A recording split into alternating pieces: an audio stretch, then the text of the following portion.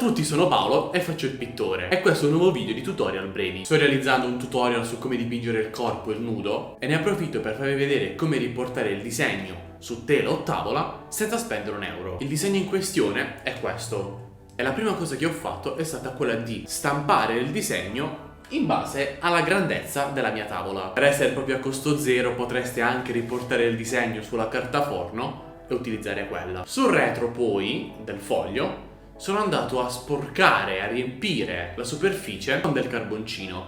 Potete anche utilizzare una matita 4B, 6B, vanno bene, funziona. E successivamente ho posizionato il foglio sulla tavola nella maniera corretta. E con una penna, potremmo anche utilizzare una matita o uno stuzzicadenti, però con la penna riesco a capire dove sono andato a tracciare e quindi a riportare le linee. Quindi riporto tutto il disegno e stacco.